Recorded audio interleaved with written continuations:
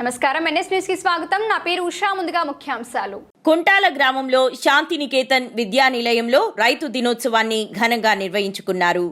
ఈ సందర్భంగా విద్యార్థులు సమీపంలోని వ్యవసాయ క్షేత్రానికి తీసుకొని వెళ్లి ఆహార పంటలు పండించే విధానాలను, పద్ధతులను తెలియజేశారు. విద్యార్థులు వరి నాట్లు వేశారు. ఈ కార్యక్రమంలో డైరెక్టర్ ప్రవీణ్ మరియు ప్రిన్సిపల్ సంతోష్, పాఠశాల సిబ్బంది పాల్గొన్నారు. వరి అన్నది మన దగ్గరనే కాదు, ప్రపంచ దేశాలకు కూడా ఇది ఏంటిది సరఫరా అవుతున్నది. అటు పంపించడం జరుగుతుంది. ఇంత కష్టమై చాలా కష్టము ఈ పండించడం కూడా. మనం చాలా తేలిక అనుకుంటాం, మన పుస్తకాలలో చూసిన విధంగా అనుకుంటాం, కానీ చాలా కష్టం. చూసారు కదా ఇప్పుడు ఎంత మట్టిలో దిగుతున్నాం. వాళ్ళు డైలీ ఇంతే మట్టిలో ఉండాలా. ఈ విధంగానే మొత్తం ఆ మట్టి అంతా అయిపోయి ఇదే దాంతో వాళ్ళు అన్నం తినాలా. మట్టిని కూడా తింటారు వాళ్ళు. ఆ మట్టిలో తినడంలో కూడా వాళ్ళకు రైతులకు సంతోషం ఉంటుంది. అందుకోసమే రైతులు లాల్ బహదూర్ శాస్త్రి అన్నాడు ఒకటి ఏంటిది, జై జవాన్ జై కిసాన్ అని. భారతదేశానికి వీళ్ళు చాలా వెన్నెముక లాంటి వాళ్ళు. రైతు జవాన్.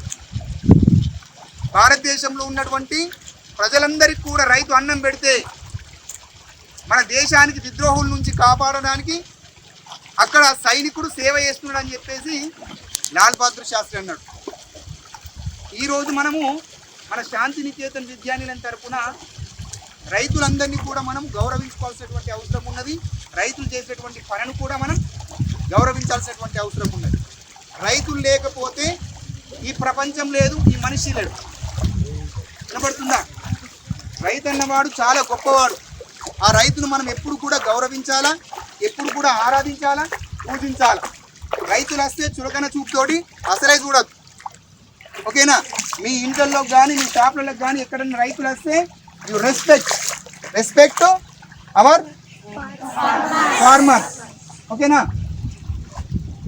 జాతీయ రైతు దినోత్సవం దాన్ని పురస్కరించుకుని రైతులని అందరికి కూడా పడుతున్నటువంటి కష్టాలన్నింటినీ కూడా, వాళ్ళు చేస్తున్నటువంటి సేవలన్నింటినీ కూడా గుర్తించడం కోసం మన శాంతినికేతన్ పాఠశాల తరఫున ఇక్కడికి రావడం జరిగింది బేట.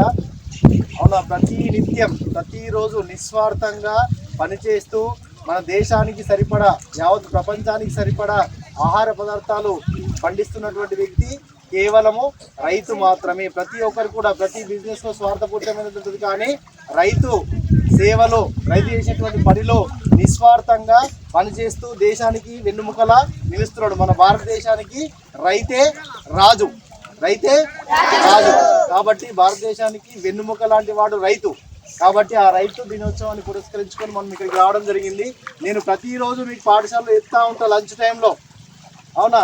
చూడండి, ప్రతి నిత్యం మనం ఇక్కడ నిలబడ్డ తర్వాత ఇబ్బంది పడుతున్నాం, కానీ ప్రతినిత్యం కూడా రైతు ఇలాంటి బాధలు ఎన్నో భరిస్తూ మనకు కావాల్సినటువంటి తినుబండారాలు ఏవైతే ఉన్నాయో వీటిని కూడా మనకు సమకూర్చడం జరుగుతుంది. కాబట్టి రైతులందరికీ కూడా ఏమని చెప్పాలి? జై జవాన్ జై జవాన్ జై జవాన్. Right, very good. అయితే అందుకోసమనే నేటి నుంచి అన్న కానీ ఖచ్చితంగా ఎవరు కూడా ఈ యొక్క అన్నాన్ని వేసేయద్దు. అన్నం పరబ్రహ్మ స్వరూపం. దీన్ని ఎంత కష్టపడితే వస్తుందో మీకు ఆల్రెడీ తెలుసు. ఈ యొక్క నాటు మనం చూస్తున్నాం, ఇదేంటి వరి నాటు అంటారు దీన్ని. అవునా? ఈ ప్యాడీ లోపల వేసినటువంటి మొలకేసినటువంటి 25 నుంచి 30 రోజుల మధ్యలో దాన్ని ఇక్కడ నాటు వేయడం జరుగుతుంది.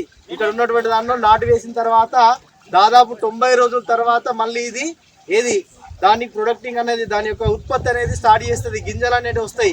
దాన్ని మళ్ళీ మిల్లర్ ద్వారా పట్టిన తర్వాత మళ్ళీ మనకు వడ్లు రావడం జరుగుతుంది. వడ్ల నుండి వడ్లని మనం ఏమంటాం? ఆ ప్యాడీని మళ్ళీ ఏం చేస్తాం మనము? గ్రైండ్ చేసిన తర్వాత మనకు రైస్ వస్తున్నది.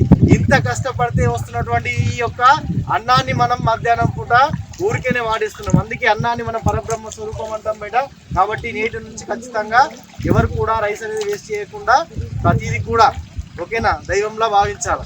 Okay, thank you. అర్జునండి, సంతోష్ సార్ ఫోటో రండి.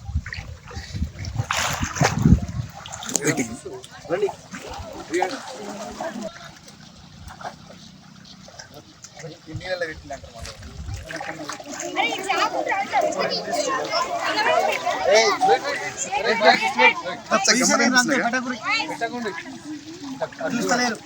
రైట్.